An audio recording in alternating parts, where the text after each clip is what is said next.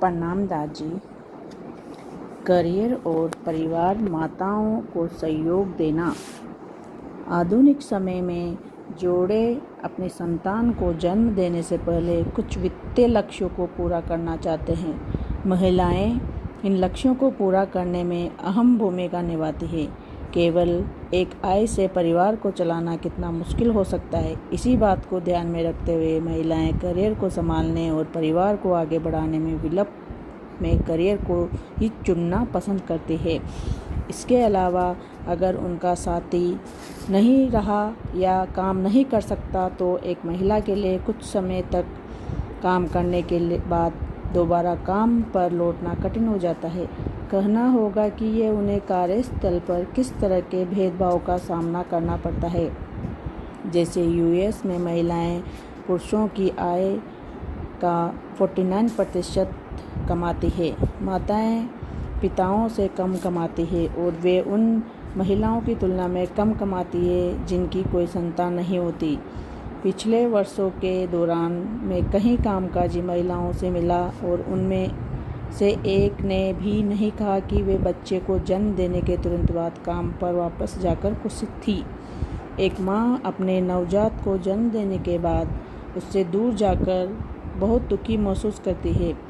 उसके अंदर वह यह शर्मिंदगी बस जाती है कि वह बच्चे के साथ वक्त नहीं बिता पा रही है और उसका पूरी तरह ध्यान नहीं रख पा रही। बदकिस्मती से ज़्यादातर महिलाओं के पास कोई चुनाव नहीं होता और एकल माताओं के लिए कोई और रास्ता नहीं है। कार्यस्थल पर किसी डे कैरियर का होना अच्छा हो सकता है, पर अधिकतर जगहों पर अच्छा डे कैरियर खर्चीला होता है। मैंने एक बार एक टेक कंपनी के डे कैरियर के बारे में सुना था जिनकी प्रतीक्षा सूची 2 वर्ष थी और उसका खर्च $50,000 सालाना। ज़्यादातर महिलाएं जब डे कैरियर को दिए जाने वाले पैसे कमा कर थक जाती है तो वे अपने काम से अवकाश ले लेती है, पर एक करियर को छोड़ने के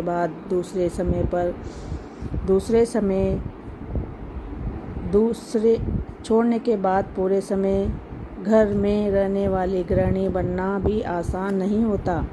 ज़रा सोचें कि आपने किसी पेशेवर करियर के लिए कड़ी मेहनत की हो और फिर अपनी सारी उपलब्धि को एक ओर रखकर, चाहे अस्थायी तौर पर ही सही, आप बच्चे की देख रेख का काम कर रही है जो न केवल थकाने वाला होगा बल्कि उसके लिए कहीं से शाबाशी भी नहीं मिलने वाली। जिस ज़माने में हमारा समाज कृषक समाज हुआ करता था, लड़कियों की कम उम्र में ही शादी हो जाती थी, नतीजन उनका बचपन कहीं खो जाता था। वहीं से हम आज उस दूसरे छोर पर आ गए हैं जहां हम शादी की उम्र टाल रहे हैं और जब तक हो सके बच्चे पैदा नहीं करते। इन सब के बीच ही कहीं वह जगह है जहां परिवार की वित्तीय सुरक्षा और बच्चा पाने की इच्छा आपस में नहीं टकराते। कहना न होगा कि ये जवाब पाना इतना आसान भी नहीं और हर परिवार के हालात अपने आप में अलग होते हैं। अगर किसी जोड़े को परिवार के लिए योजना बनाते हुए अपने माता पिता या परिवार के किसी आत्मीय सदस्य का सहयोग मिल सके तो इससे बहुत मदद होगी। इस तरह उन्हें यह समझने में मदद मिलेगी कि दूसरे लोग परिवार कैसे चलाते हैं। परिवार का सहयोग, उसकी सलाह, शिशु के जन्म के दौरान मदद या किसी से बात करने का मौका, इन सबसे पेरेंटिंग की वजह से आने वाला बोझ कम हो जाता है। वैसे भी जब युवा जोड़े अपने जीवन की योजनाओं में घर के बुजुर्गों को शामिल करते हैं तो इससे परिवारों के बीच अपनापन बढ़ता है। अब तक हमारी चर्चा के दौरान मैंने इस विषय में अपने विचार रखे कि आपके बायोलॉजिकल क्लॉक के हिसाब से संतान को जन्म देने के क्या लाभ हो सकते हैं। मैंने उन चुनौतियों के बारे में भी बताया जिनकी वजह से ऐसे निर्णय लेना थोड़ा मुश्किल हो सकता है। अब मैं बात का सिरा बदलते हुए संबंधों में सहारा बनने वालों रिलेशनशिप एक्सर्स की बात करने जा रहा हूँ, जो एक जोड़े को अपने संबंध में फलने फूलने में मदद करते हैं।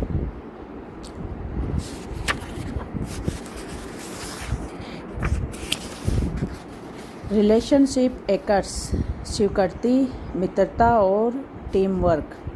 सभी माता पिता यही चाहेंगे कि वे अपने बच्चों को पालने में सबसे बेहतर हो, तो वे यह कैसे कर सकते हैं? शोधों से पता चलता है कि वैवाहिक जीवन की योग्यता पेरेंटिंग की योग्यता की सबसे बेहतरीन सूचक है। पेरेंटिंग क्वालिटी इस मैरिटल क्वालिटी, सादे शब्दों में खुशहाल जोड़े अच्छे माता पिता बनते हैं।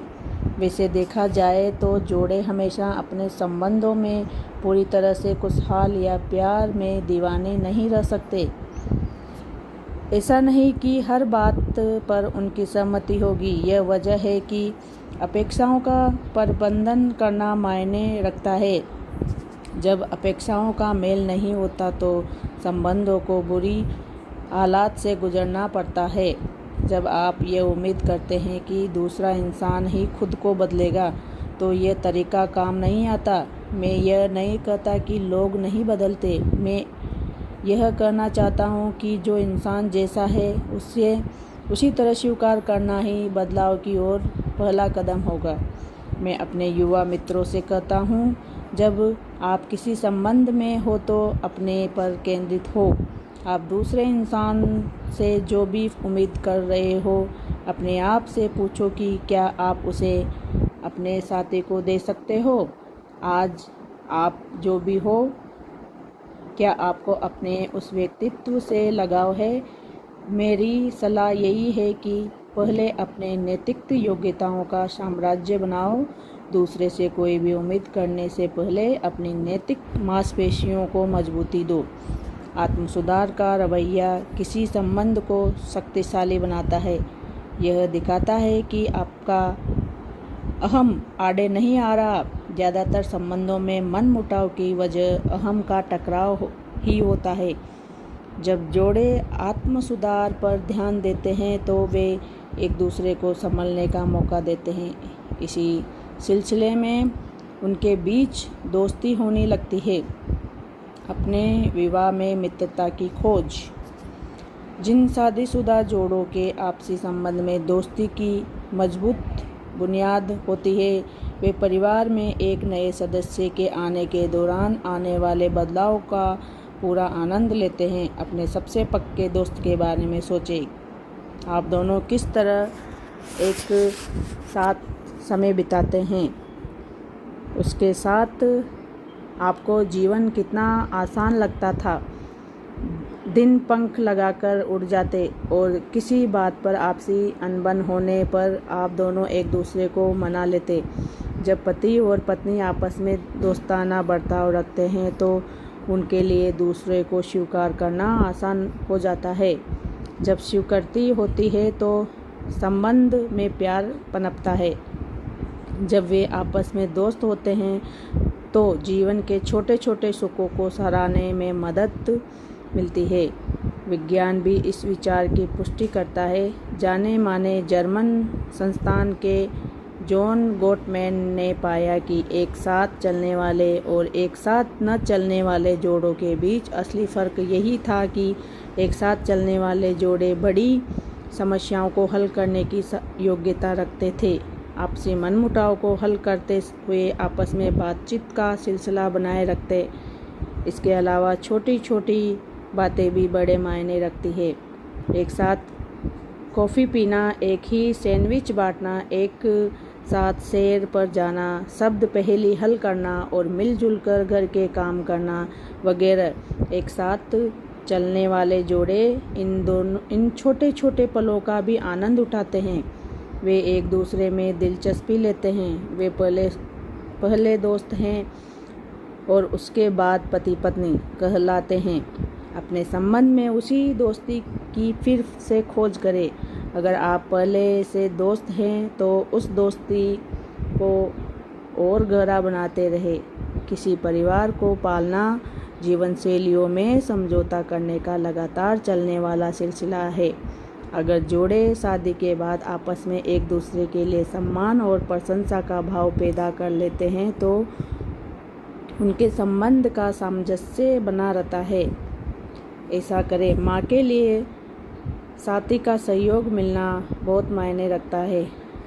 बर्तन साफ करना, एक कप चाय बनाना, कपड़े धोने में मदद करना जैसे छोटे छोटे काम माँ को सार्थक सहयोग देते हैं। जो भी पुरुष इसे पढ़ रहे हैं पूरे एक सप्ताह तक वह सब काम करने की कोशिश करें। आपकी पत्नी घर में करती है बच्चों को तैयार करना, घर के काम और बाकी सब कुछ। इससे आप इस बात को सराह सकेंगे कि एक घर को चलाने के लिए कितनी मेहनत करनी पड़ती है।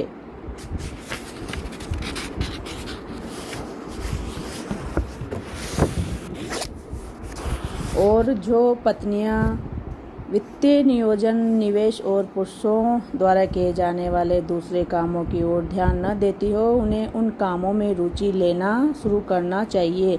रुचि लेने, एक दूसरे को सहयोग देने से संबंध मजबूत होता है। संबंध टीम वर्क की तरह होते हैं। एक शाम अपने सैर के दौरान मैंने एक बुजुर्ग संपत्ति को नदी के किनारे बेंच पर बैठे देखा। उन्होंने नदी को देखते हुए एक सैंडविच खाया और पानी पिया। फिर वे उठकर नदी किनारे बनी पगडंडी पर घूमने लगे। उन्होंने आपस में बात नहीं की। उन्होंने एक दूसरे का हाथ थामा और लंबी दूरी तक चलते रहे। उनकी शाम को उस सैर में कितनी सुंदर सौम्य छिपी थी। अक्सर लोग सोचते हैं कि उन्हें दूसरे को अपनी बातचीत और समझदारी से प्रभावित करना होगा। एक सच्चे संबंध में एक व्यक्ति को दूसरे को अपने शब्दों से प्रभावित करने की आवश्यकता नहीं होती। इसके बजाय शब्दों का स्थान दिलासा देने वाला मौन ले लेता है। प्रभावित करने की इच्छा पर दूसरे की परवाह करने की इच्छा घर कर लेती है। देख रेख का प्रभाव एक व्यक्ति के कामों में झलकता है। हृदयपूर्ण संबंध में मौन ही प्रेम को सबसे बेहतर तरीके से प्रकट करता है। उस बुजुर्ग दंपत्ति ने अपनी नज़रों से एक दूसरे को जाने कितनी बातें कर दी थी। उनका पिकनिक लंच दोस्ती की मास्टर क्लास से कम नहीं था। संबंध टीम वर्क की तरह होते हैं। अपने परिवार और नज़दीकी दोस्तों को टीम की तरह माने, जो रिले रेस में एक साथ दौड़ रहे माता पिता, बच्चे, नाती पोते, नज़दीकी दोस्त, ये सभी उसी टीम का हिस्सा है। हर सदस्य अपनी दौड़ के बाद मशाल दूसरे व्यक्ति को थमा देता है। कई बार मशाल हाथ से फिसलती है, पर एक सदस्य के लड़खड़ाने से हम भागना बंद नहीं करते। हम दौड़ से दूर नहीं भाग जाते। हम अपने खोए हुए समय की भरपाई के लिए और तेज दौड़ने लगते हैं। जो जोड़े काम के दौरान दोस्त होते हैं, वे अपनी निजी पहचान से परे देखते हैं। वे अपनी एकता को ध्यान में रखते हुए एक दूसरे को पूरक बनते हैं। जब किसी जोड़े की अनुकूलता बढ़ती है तो वे कहीं गहराई से एक दूसरे को महसूस कर पाते हैं। इस तरह न केवल उनके संबंध बल्कि उनके आसपास के लोगों को भी लाभ होता है। हम सब ने इसका अनुभव किया। उस शाम डिनर में मिले इस जोड़े को याद करें जो पार्किंग से लेकर रेस्तरां की सजावट और ऑर्डर किए जाने वाले मीठे के नाम पर आपस में कितना उलझ रहे थे। ऐसे लोगों के साथ से व्यक्ति की ऊर्जा क्षीण होती है। फिर किसी ऐसी शाम को याद करें जब आप दोस्ताना रवैया रखने वाले जोड़े के साथ थे। उनकी बातचीत, उनकी शारीरिक भंगिमा और एक दूसरे को पूरा साथ देने की योग्यता दूसरे जोड़ों को भी उनके जैसा बनने के लिए प्रेरित करती है। इन दोनों परिदृश्यों के बीच जो ऊर्जा पैदा हुई वो पूरी तरह से अलग है। एक जगह से बहुत ही थकाने और उबाने वाले स्पंदन मिलते हैं, और दूसरी ऊर्जा जीवंत और आनंद से भरपूर है। कुशल जोड़े एक दूसरे के साथ बेहतर तालमेल रखते हैं। उनके हृदय उनके जीवन में कदम रखने वाली नई आत्मा के स्वागत के लिए पूरी तरह से तैयार होते हैं।